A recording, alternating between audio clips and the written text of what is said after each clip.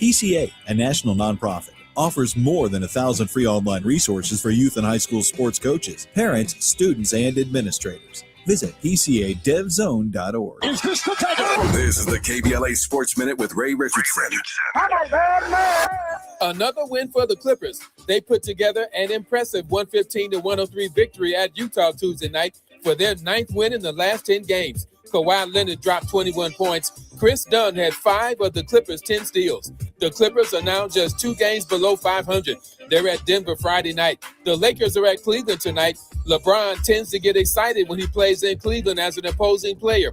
He's 9-2 in Cleveland with the Lakers and Miami Heat. In those 11 games, LeBron is averaging 31.6 points. If you want to see how motivated LeBron will be in his hometown area, it's a 4 p.m. tip-off local time on ESPN. Top 5 women's college basketball teams in this week's top 25 rankings: UConn, 19-1 UCLA, South Carolina, Texas, and Vanderbilt. No debates, no speculation, just the info you need. That's your KBLA Sports Minute. I'm Ray Richardson on KBLA Talk 1580. Let's do this. On the evening of Monday, January 26th, something special happened. Hundreds of people joined me for a live preview session on the anatomy of a great conversation, and we went deep, for starters, on the notion of curiosity. I mean, real curiosity. The kind that transforms how you connect with anyone, anywhere. We explored why most conversations fall flat, and I revealed 3 of the top 5 killers of curiosity that sabotage even the best communicators. But here's the thing, we only scratched the surface. The full 4-week journey begins Monday, February 16th with the founding members cohort. This course is for podcasters, leaders, entrepreneurs, anyone who knows that your next great opportunity can begin or end with the quality of a conversation. Space in this founding cohort is limited, so go to TavishTalks.com right now. That's TavishTalks.com. Click register or scan the QR code. Don't let this conversation happen without you.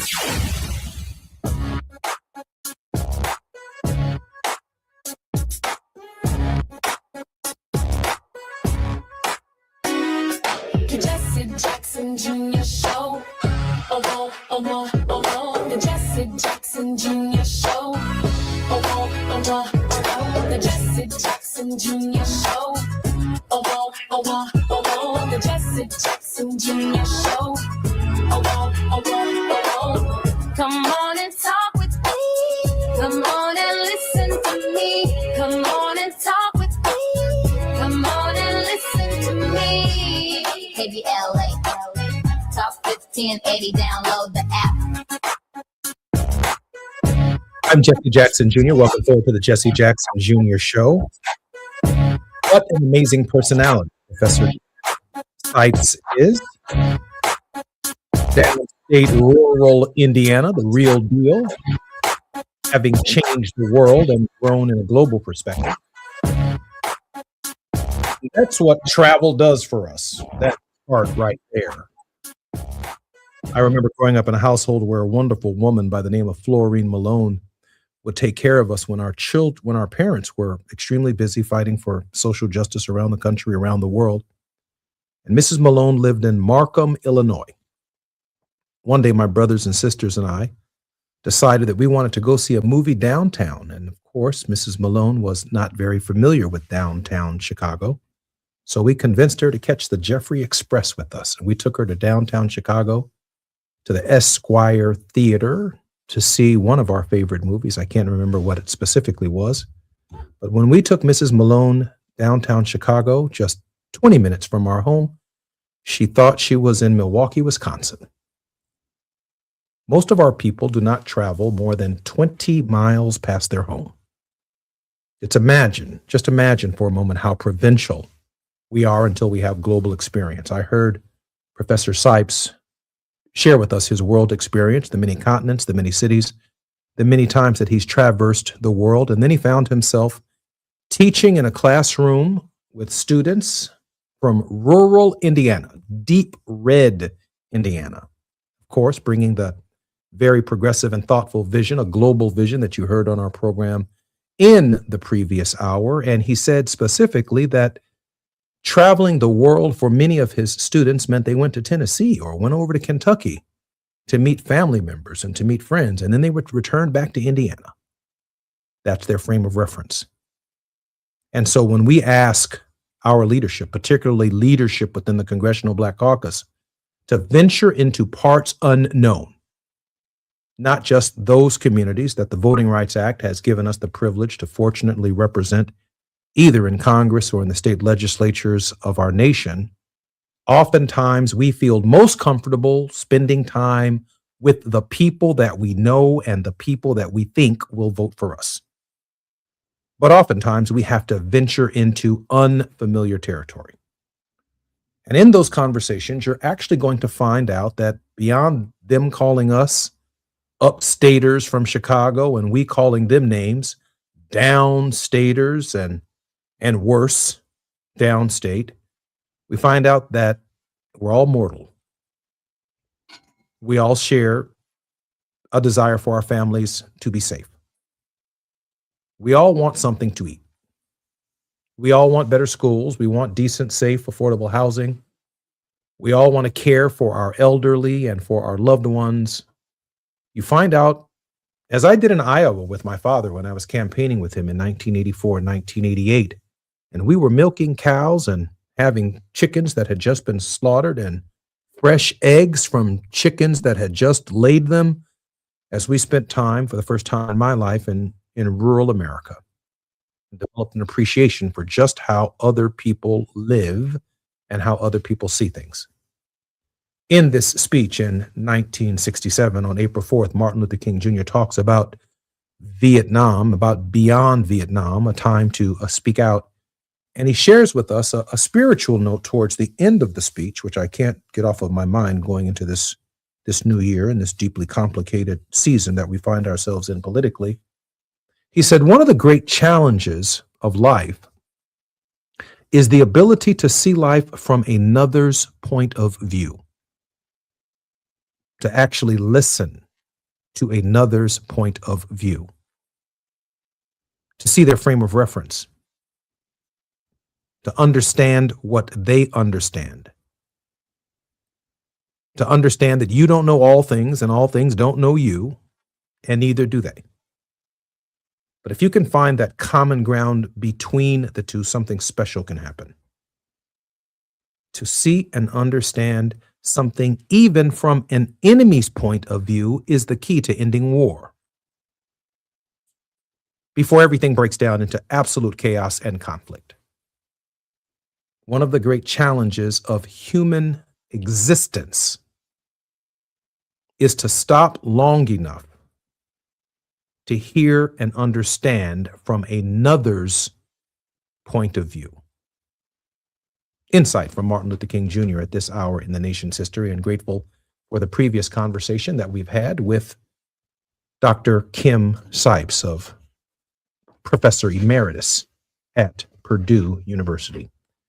In the next hour, Dr. S. Todd Yeary, principal of the Yeary Firm, a Maryland-based litigation and government relations firm, who also serves as the senior pastor of the Douglas Memorial Community Church of Baltimore and affiliates. Dr. Yeary is also the former chief executive officer of the Rainbow Push Coalition, an organization founded by my father. His social justice work includes having served on the national board of the National Action Network, Reverend Al Sharpton's organization, from 2015 to 2021, past political action chair for the Maryland State Conference of the NAACP, and co-founding principal of Community Churches of Community Development, Inc. Dr. Yeary, welcome forward to the Jesse Jackson Jr. Show. I'm glad to be with you. It feels like Chicago sent its weather to Maryland, and I'm feeling some kind of way. I bet you are. And so is half of the country. Our prayers are going out to those who've lost their lives in this bomb snowstorm and cold that has taken over certainly the southern half of the United States.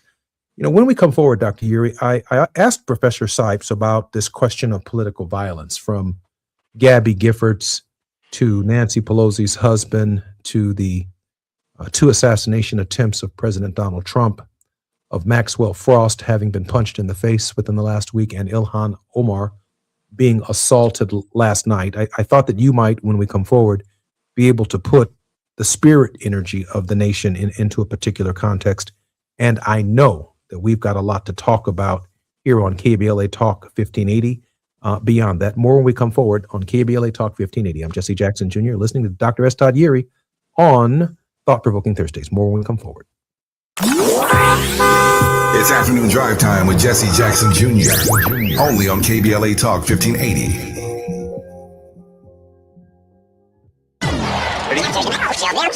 Hey, KBLA delegation, you know what's better than laughing? Laughing while celebrating the legends who made us laugh in the first place. KBLA Talk 1580 is proud to present our annual Black History Month luncheon. And this year, we're honoring comedy greats, trailblazers who broke barriers, and funny bones at the same time. You had to grow up early when we was growing up because your parents were sending you to the store to buy.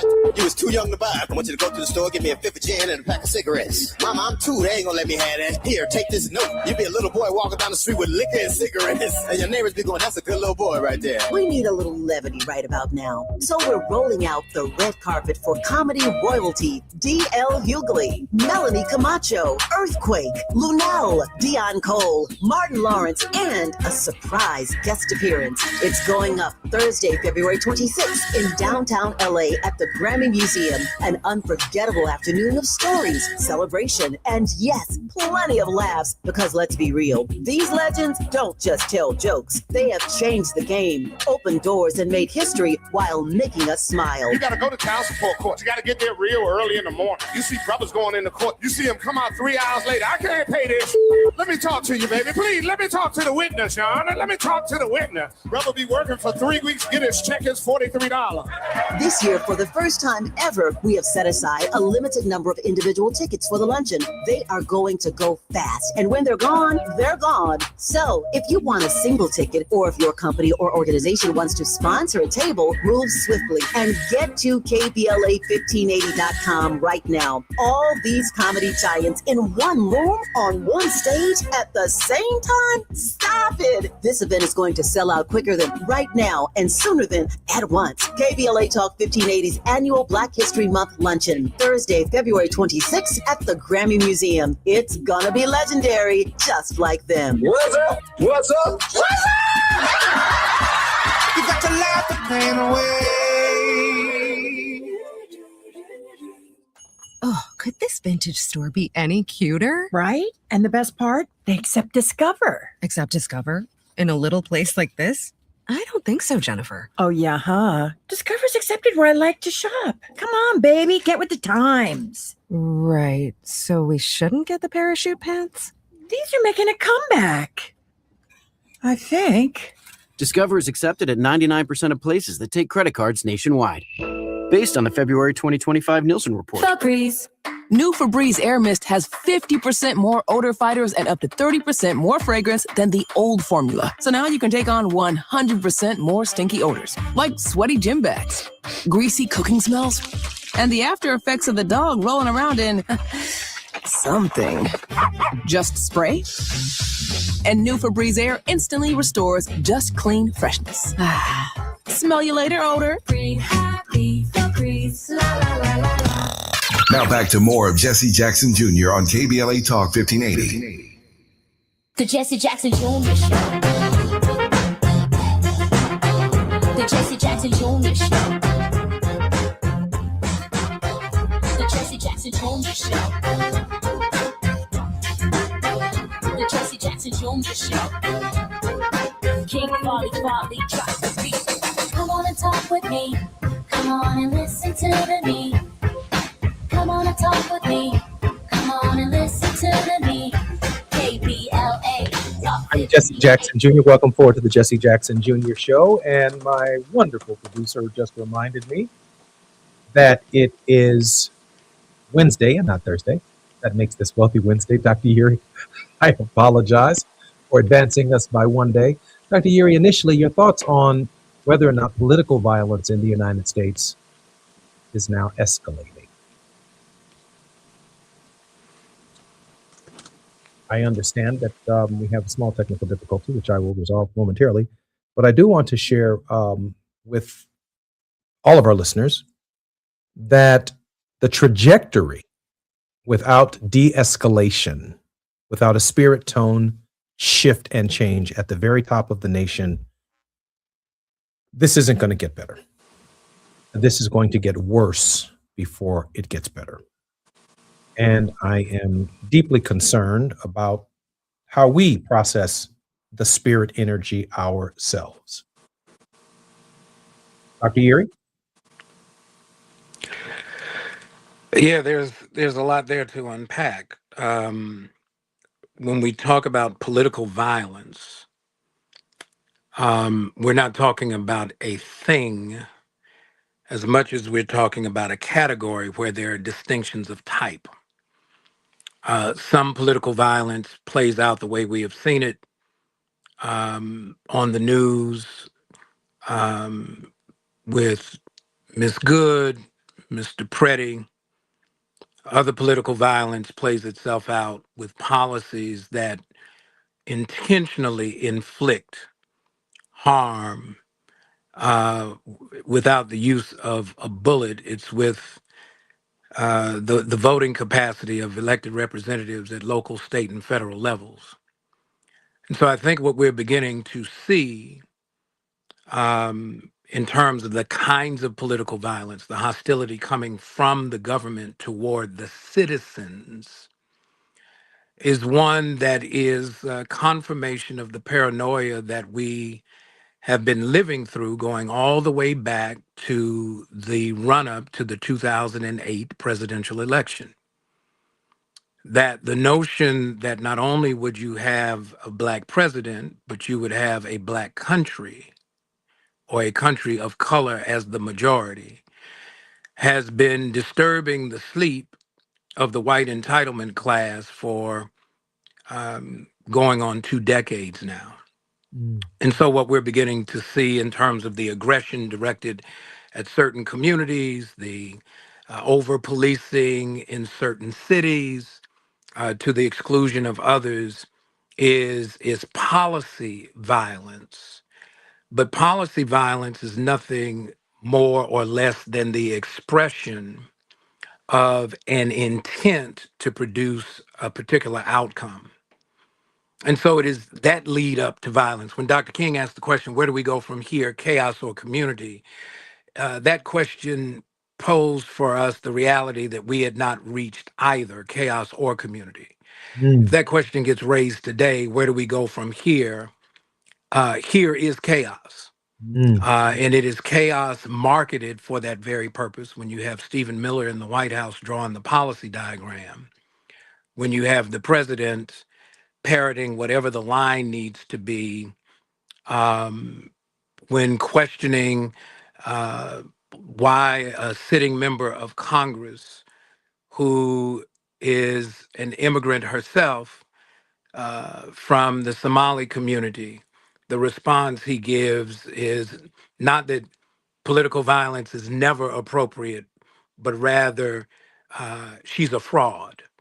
And so we are touching the places that Dr. King warned us about, and he surmised openly how would we avoid getting to this crossroad. And now that we're here, the people have to figure out what will be their response to political violence of all types of sort, including the kind of violence we've seen on the television over the last several days. I'm wondering, Dr. Yuri, when you refer to the 2008 election and the reality or the realization the American people reached about this major demographic shift and the ways in which they have been preparing for it. Today, the Fulton County Bureau of Elections, I'm probably not getting the particular agency correct, as well as Pam Bondi, even in Minneapolis, as part of the criteria for de-escalation of ICE's behavior in Minneapolis, she seeks access to the state's voting rolls. Do you see that as part and parcel of this idea of limiting the access or the growth of these populations that profoundly influenced the 2008 elections? Look, and every election since, right? Let's just think about this for a minute. Whether it's by participation or by abdication, it has been the turnout of those who are most disaffected that has really kind of set the course for where the country has been positioned to go. But let's not forget that part of this is to bring credibility to the myth, the mythology, that the 2020 election was stolen. And it was stolen by people of color. Remember, there was intentional conduct directed at Wayne County, Detroit metro area, looking at Fulton County. These are not coincidental selections. And so when you now have the president who was looking for 11,000 and some odd votes in 2020, now sending the FBI in to work around the elected Secretary of State in Georgia, even after all of these task forces and commissions identified that there was no significant voter fraud in 2016 or 2020, the biggest threat was from outside the nation's boundaries. It is to craft a narrative that creates such unrest that the people's response, by virtue of their First Amendment protections, would be protest. Now, protest becomes outlawed and it peaks just as this election is about to go forward. And what does this president want? He doesn't want just 11,000 votes. He wants control of the House and the Senate that then carts and charts the path for the next 2 years of chaos that would be on a scale that we're not even prepared to consider what that might look like. Dr. Uri, we have about 7 minutes, obviously, before we come forward. From your unique perspective, both at the Rainbow Coalition, at the National Action Network, Dr. Sipes in the last hour talked about the kind of organization that needs to be in development, without any specifics, in order to confront this hour in history. Dr. Uri, what are your thoughts about the kind and scale of organization to confront, I think Dr. King would call it, the evil in our midst? Well, first, I would expand our awareness that the civil rights movement that was largely focused on the work of Dr. King and SCLC benefited from the presence of other organizations that didn't necessarily share the same direct perspective. But an SCLC without a SNCC, without a CORE, without other related entities, NAACP and the like, absolutely, is not nearly as effective. You got to give an alternative. If there had not been the self-help focus and the right to self-defend focus of the Black Panther Party, we would have a much different conversation. If you do not have a Malcolm X in the North talking to, at that stage, the neoliberal version of the oppressor, and a Dr. King speaking to the community that deals with the overt terrorism of white violence and white rage, you don't get the same outcome. And so we've got to develop organizations, plural, that are clear-eyed in their perspective, but also unified in the objective, which must be the liberation of those who find themselves at the hand of the oppressed, of the oppressor. I've heard from Gen X, Gen Z, I've heard even from some millennials that the tactics of the 60s are not appropriate for this hour, that there are new methods of organizing that we should be looking at. But I must be candid, in some ways it's really all that I know in terms of the sum of our history. Are there improvements, Dr. Uri, that we could make that would make the movement of these multiple organizations more effective? Well, we should always be open to using the tools of the current moment. Organizing as a principle hasn't changed, right? What organizes a group of people to coalesce is finding some synergy around common goals and common objectives. That's a conversation. Coalition building hasn't changed in terms of how it functions. The tools that are used have changed. The methods of the 50s and the 60s, the courts and the pulpits, right? Even the stage for those who were performing and entertaining at the time. That now takes on a different framework, right? We use tools now. Technology is a big deal, but technology also comes with some hazards because you now have perpetrators and infiltrators who now mock and mimic what would otherwise appear to be the 21st century version of organizing. And what they really are imposters who are just lurking in the chat rooms and the spaces where we hang out to sow discord and disinterest in promoting the causes of justice. So I don't believe necessarily that the framework of organizing and liberation have changed. The tools have, the methods have to change because we're in different times. Television is now on your device. It's not what you go watch when you get home. And so the ability to communicate broadly in real time is much more immediate and much more impactful. The question becomes, how do we use the tools of our current predicament to aid in the outcome that would lead to our liberation? I'm deeply troubled at this hour as to whether or not anyone from the various legacy organizations is giving any thought whatsoever. I've seen the success so far of the No Kings movement, but it may not be the same kind of sustaining power necessary to do what Barbara Arnwine shared with us yesterday from the Transformative Justice Coalition, that the nation itself could be heading in the direction of a general strike. And I assume that means the goal is to shut the country down. This is premature.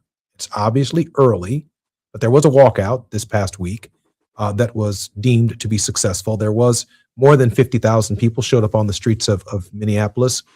Thousands of people showed up in the cold on one of the coldest days of the year in the city of Chicago. New Yorkers are standing up. The people of Atlanta are standing up. The question is whether or not, at least for me, a coalition between blacks and whites and browns and all Americans who are affected by the challenges of this hour to save our democracy indeed can be sustained over a period of time to get the attention of the United States government. I'm Jesse Jackson Jr. This is Wealthy Wednesdays. Our very special guest, Dr. S. Todd Yeary, is the principal of the Yeary Firm, a regular contributor to the Jesse Jackson Jr. Show, and is largely responsible for getting us over Hump Day on Wednesdays. I'm so grateful for his leadership and his efforts. More on KBLA Talk 1580 when we come forward with Dr. S. Todd Yeary. It's afternoon drive time with Jesse Jackson Jr. Only on KBLA Talk 1580.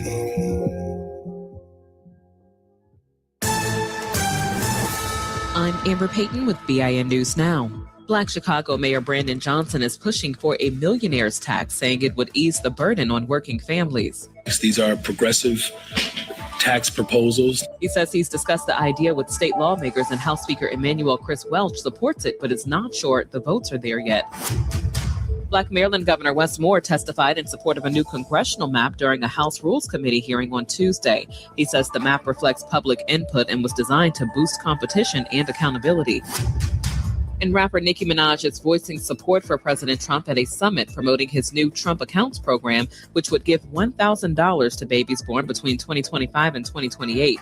Minaj says criticism from the left has only strengthened her support and encouraged others to back the initiative, which allows additional contributions until a child turns 18. Get BIN News Now on demand 24/7 on the iHeartRadio app. Got issues with youth or high school sports? Positive Coaching Alliance can help. PCA, a national nonprofit, offers more than 1,000 free online resources for youth and high school sports coaches, parents, students, and administrators. Visit PCADevZone.org. Is this the tackle? This is the KBLA Sports Minute with Ray Richardson. Another win for the Clippers. They put together an impressive 115-103 victory at Utah Tuesday night for their 9th win in the last 10 games. Kawhi Leonard dropped 21 points. Chris Dunn had 5 of the Clippers' 10 steals. The Clippers are now just 2 games below 500. They're at Denver Friday night. The Lakers are at Cleveland tonight. LeBron tends to get excited when he plays in Cleveland as an opposing player. He's 9-2 in Cleveland with the Lakers and Miami Heat. In those 11 games, LeBron is averaging 31.6 points. If you want to see how motivated LeBron will be in his hometown area, it's a 4 p.m. tip-off local time on ESPN. Top 5 women's college basketball teams in this week's top 25 rankings: UConn, 19-1 UCLA, South Carolina, Texas, and Vanderbilt. No debates, no speculation, just the info you need. That's your KBLA Sports Minute. I'm Ray Richardson on KBLA Talk 1580.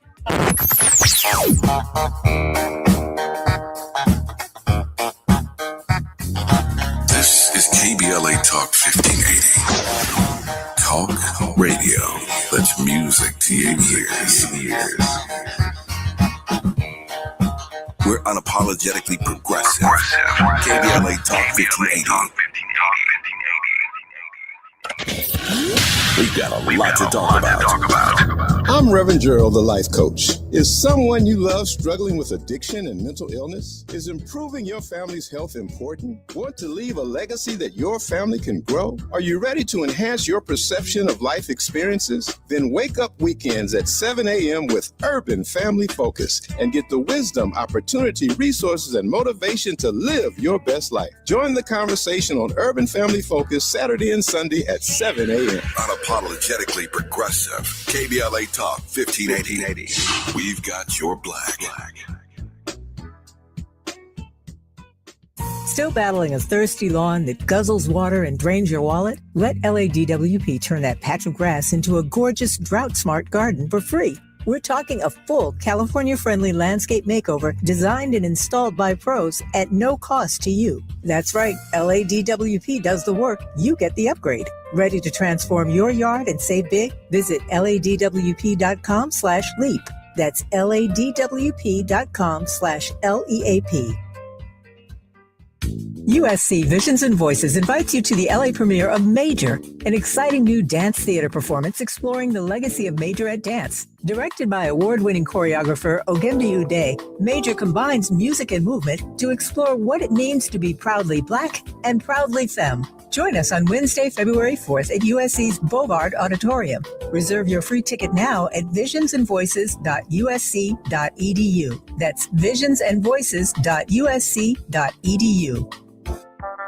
KBLA Talk 1580, connecting you with the world. African Focus Incorporated is a community-based organization whose mission is to bring Africans and African Americans together, lead charitable initiatives on the motherland, and educate people from all walks of life on the beauty, legacy, and opportunity of Africa's 54 nations. And it's that time once again when African Focus is teaming up with KBLA Talk 1580 for our 8th annual African Focus Trailblazers Tour. Travel with us in 2026 when we're headed to the Southern African nations of Zambia and Botswana for a historical, cultural, and vacation tour led by me, Dominique DePrima, Cultural Ambassador for African Focus Incorporated. Enjoy luxurious accommodations, conscious fellow travelers, shopping, adventures, cultural tours, wildlife safaris, and a giant waterfall, one of the world's 7 wonders, along with a chance to be of service at an orphanage on the continent. Become an AFI trailblazer by exploring the motherland with a nonprofit organization that has members in Africa and America to help roll out the red carpet for you, and together we'll make a difference and have fun doing it. For more information, visit africanfocus.org or call 310-676-7300. That's 310-676-7300 or africanfocus.org. Whether it's stateside or exploring the diaspora, we're with you every step of the way. African Focus and KBLA Talk 1580. Come go with us. You're listening to Jesse Jackson Jr. on KBLA Talk 1580. The Jesse Jackson Jr. Show. The Jesse Jackson Jr. Show. The Jesse Jackson Jr. Show. The Jesse Jackson Jr. Show. King Quality, drop the beat. Come on and talk with me. Come on and listen to me. Come on and talk with me. Come on and listen to me. KBLA Talk 1580. Download the app. I'm Jesse Jackson Jr. Welcome forward to the Jesse Jackson Jr. Show on KBLA Talk 1580. Our very special guest in this hour is none other than Dr. Estard Yuri, principal of the Yuri firm. Dr. Yuri, welcome forward to the show. Man, Wednesdays is always something, isn't it? It certainly is. I certainly appreciate you being here. Dr. Yuri, what should the international and the domestic civil rights community be thinking about at this hour? There's a lot, right? I think there are a few things. One is about understanding where we are. Many times we goal set, but we don't level set. And so it leaves room for us to make the tragic mistake of believing that somehow or other we are much farther along than we really are. So I think part of it is making sure that we're very clear when $1,000 today is worth 83% of what $1,000 could get you 5 years ago. A Trump bond isn't going to do much for you. It's not an original idea. When we think about Brother Derek Hamilton at the New School, when he was talking about baby bonds, folks looked at him sideways, and he said every child born in the country needed to be given a bond that was worth, I believe, about $50,000. It was certainly not a grand. When you can't get a livable wage, when living expenses outpace your ability to work all 24 hours and then some, we got to be honest about where we are. I think we have been too sheepish in describing what is the reality that we are facing. And so we'll offer platitudes and symbolic descriptions. But the reality is pain.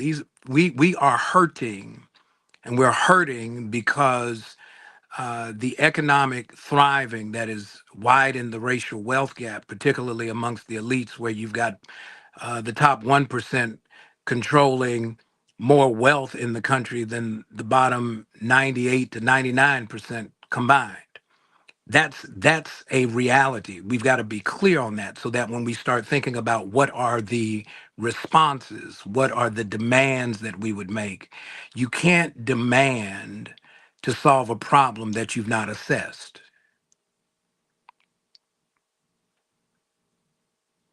Dr. Yuri, one of the great challenges, of course, of the hour is the leadership or the perception of a leadership void in our community on these questions. Personally, I hope that African Americans are represented through their leadership at Mr. Petty's funeral in Minnesota. I think it makes a great statement about our civil rights movement and our tradition. I'd like to see our involvement on the streets of Minneapolis, not just because our Hispanic brothers and sisters are being attacked or the citizens themselves are being attacked, but the pro-democracy movement itself. While we have a unique perspective on it, my concern is that our civil rights leadership still finds itself on the defensive in the Trump era, not able to project the kind of beyond Venezuela agenda that might be necessary to build and provide a vision for the nation going forward. Your thoughts on the vision of the nation going forward? Yeah, the nation going forward, you're not going to get a mass movement of folks who are going to exhibit the courage from within the structure. right? The structure is self-sustaining for a reason. Its primary goal is to protect its ongoing existence. If we go back and think about how did we get the Great Society plan?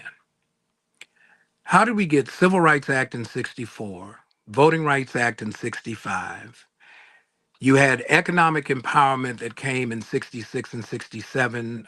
Some of it came by way of what we now know as the precursor to, say, SNAP. And then in 68, you get the Fair Housing Act. That didn't come about because there was this radical recognition within the structure that this is the morally proper thing to do.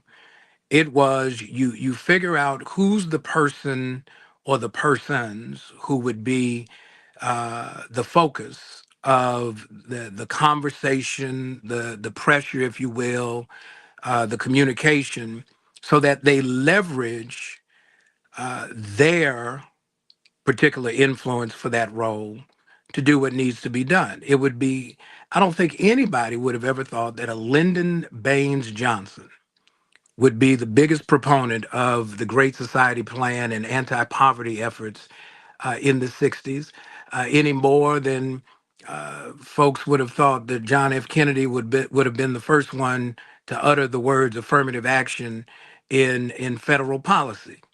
And so I think we've got to be clear on we're not just looking for numbers, we're looking for true allies who is strategically positioned to help move this, because it's going to take some effort. And so when we consider the leadership question, who is there, we're looking for critical mass to get to the tipping point, so that that momentum that's starting with 50,000 in the streets of Minneapolis leverages the impact and influence of folks in other cities who are like-minded, so that even if you don't get the majority of the 330 million people to do it, you get such a groundswell of support that the momentum that would be generated would not soon be squelched. And so progress is the only place that we would be able to go. It is my sincere hope that that you emerge in this environment as someone who can provide the kind of national leadership that really brings people together across jurisdictions, not only in the South, but in the North, the East, and the West as well, because of the clarity that you bring to the subject matter and the historical knowledge and wherewithal. Let me ask a question about the church and its spirit energy at this hour. Is it your sense that the church is as active today on these questions of saving democracy as it was at the height of our movement in the 60s? And then we'll come forward with some final thoughts in the next segment. Active is hard to say. Committed to, I believe so. Every Wednesday morning, I have a call with my staff from the church. Many of my ministers are bivocational, and they often share their experience about what's going on around them. Some of them work in the public sector. And as the awareness of this reality, the current reality, that whiteness isn't Teflon anymore. It's not your Kevlar.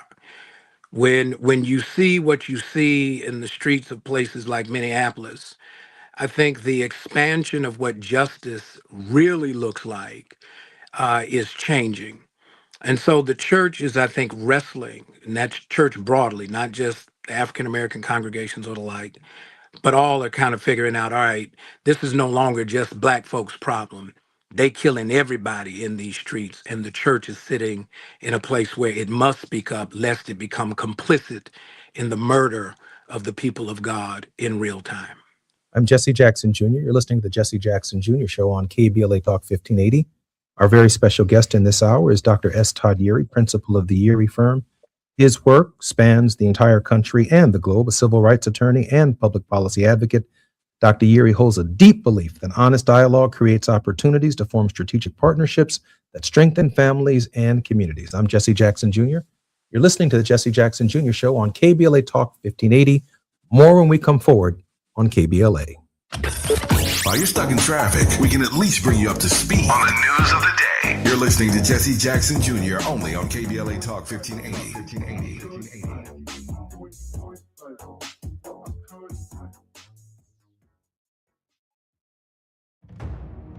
They call it progress, but progress has a price. Land once held in black hands, taken, stolen, erased. Acres paved into highways, fields burned. Homes replaced by parking lots and broken promises. Every deed lost was a dream deferred. We talk about millionaires, but what about the millionaires that never were? The farmers whose soil was seized. The families who watched their inheritance disappear. The wealth that never had a chance to grow because its roots were ripped from the ground. They took the land, but never the legacy, because the soil remembers, and so do we. Every story matters. Our mission is to collect, preserve, and amplify these stories. If this is part of your family's history, visit blacklandlost.org/share your story and help bring us closer to justice. Are you drowning in IRS tax debt? Angela was. She called Civic Tax Relief and saved over $80,000. Felicia was having health problems, got behind on her taxes, interest and penalties were adding up. She called Civic Tax Relief and saved over $15,000. Civic Tax Relief is a professional tax negotiation firm that can protect you from the IRS. If you're getting collection letters, call Civic Tax Relief for a free consultation. They will go to work helping you discover all the relief programs you may qualify for free. James owed the IRS $37,000. Civic Tax Relief represented him against the IRS, and by the time everything was completed, he did not owe the IRS anything. If you are in trouble with the IRS, call Civic Tax Relief for your free consultation now. 800-200-2257. 800-200-2257. Get a free consultation and real tax relief. Call 800-200-2257. 800-200-2257. KBLA Talk 1580. We've got a lot to talk about. KBLA Talk 1580, connecting you with services and solutions. The Autopsy Initiative provides a second autopsy free of charge for victims' families who have lost their loved ones due to a police-related death. The services offered through the initiative include the completion of a second autopsy, disclosure of preliminary findings, and a final autopsy report. A police-related death is when an individual is harmed by police officers using deadly force, which results in an individual's death. Police-related death includes in-custody deaths, including those that arise during contact with law enforcement officers during arrest, pursuit, booking, transport, or incarceration. The Autopsy Initiative has a team of board-certified pathologists on call. An autopsy request may be completed by anyone with a close relationship with the victim, which may include the victim's spouse, partner, relative, close friend, or lawyer. To request a free second autopsy for a victim of police violence, please visit knowyourrightscamp.com. That's knowyourrightscamp.com. Then click on Autopsy, then click on Request. At KBLA, we believe in justice for victims of police violence. We say their names, and we don't black down. This is a community call to action from KBLA Talk 1580. KBLA Talk 1580. We've got a lot to talk about. KBLA Talk 1580 is committed to self-care and community well-being. Walk Good LA was formed in June 2020, inspired by the Black Lives Matter movement and the beginning stages of the COVID-19 pandemic. What began as a few minutes of breath work and yoga meditation before protests against police brutality turned into a safe space for the community to heal in hard times. The immensely positive response from the community transformed the momentum into a movement. Today, Walk Good LA is a Black and Brown-led community wellness organization based in Los Angeles. They provide spaces for healing through community yoga classes, guided meditations, hikes, run clubs, and other activations throughout Los Angeles that attract hundreds of members weekly. With the help of Propel and Michael B. Jordan, they now have a yoga and wellness studio in Los Angeles called the Walk Good Yard. To join their mailing list and connect with healing spaces, please visit walkgoodla.org. That's walkgoodla.org. Or find them on Instagram at walkgoodla. This is a community call to action, a community call to healing from KBLA Talk 1580. Not everything announces itself. Some things simply arrive, and the room is compelled to adjust. This is grooming without apology, without noise, without compromise. Gods and money, organic formulations, clean precision, crafted for skin that does not ask for permission to be felt. Element Cream, a rare hydration layered like an oud at dusk, measured, enduring, unmistakably masculine, moisturizing oil, a quiet revolution, restoring what stress, climate, and time attempts to claim. This is not skincare. It is composure made visible. It is inevitability. Gods and money exist impeccably. Discover the ritual at godsandmoney.com. That's Gods and Money, MONY.com.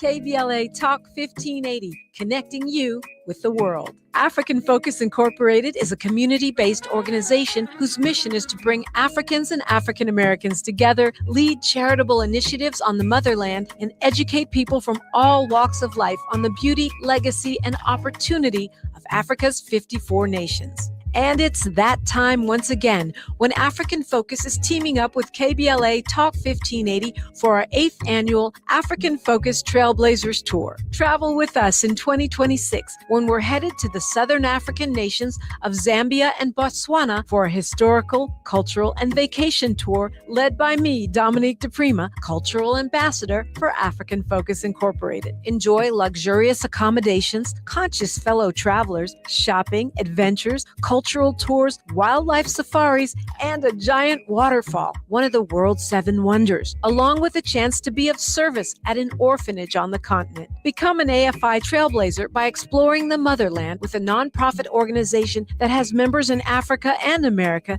to help roll out the red carpet for you, and together we'll make a difference and have fun doing it. For more information, visit africanfocus.org or call 310-676-7300. That's 310-676-7300 or africanfocus.org. Whether it's stateside or exploring the diaspora, we're with you every step of the way. African Focus and KBLA Talk 1580. Come go with us. Now back to more of Jesse Jackson Jr. on KBLA Talk 1580. The Jesse Jackson Jr. Show. The Jesse Jackson Jr. Show. The Jesse Jackson Jr. Show. The Jesse Jackson Jr. Show. King Volley drop the beat. Come on and talk with me. I'm Jesse Jackson Jr. Welcome forward to the Jesse Jackson Jr. Show. Come on and talk with me. Welcome Dr. S. Todd Yeary is our regular contributor to get us over the hump on Wednesdays. Dr. Yeary, welcome forward to the Jesse Jackson Jr. Show. Glad to be here. Congratulations on season 2. Look, we jump in the deep end of the pool so quickly. I forget to tell you, you're doing big things, my man. We're doing the very best we can do. All we can do is be grateful to God for this opportunity on KBLA to share our thinking, to hear from people and amazing contributors over the course of the last year. Of course, gratitude to our creator, Gina Towns, for the vision of the show, and our gratitude to Tavis Smiley for the faith that he has placed in us and the consistency within which we've tried to deliver a clear, concise, and accurate, but a truthful voice at a very difficult hour in the history of the United States. Todd, there've got to be some thoughts that I've skipped or missed up till this week that you might want to help me recoup before we get through the final segment of the show. That's what we're doing with about 4 minutes and some change left. That's we can go. You know what? We can go right to a word of hope because I know you got a mini sermon. Here's what's moving through my mind. You know, I get to, sometimes not so much in the best way, see myself in the camera looking back at me as we're spending this time on Wednesday. And what now grows on my chin and my face now, though I would prefer that it was not quite so colorful. It reminds me that I'm not as young as I once was. Here's what I'm mindful of. We're all on the clock. Our time in this realm is finite. The difference we would make, the impact that we might be able to produce that makes someone else's path lighter is limited. And so we don't have time to play games and get into, the foolish debates that don't lead us anywhere. We've got to be clear-eyed and open-minded to what this moment actually requires of us.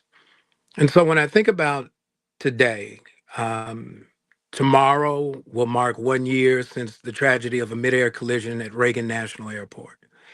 Even as we're continuing to grieve the deaths of Renee Good and Mr. Preddy, an ICU nurse at a VA facility.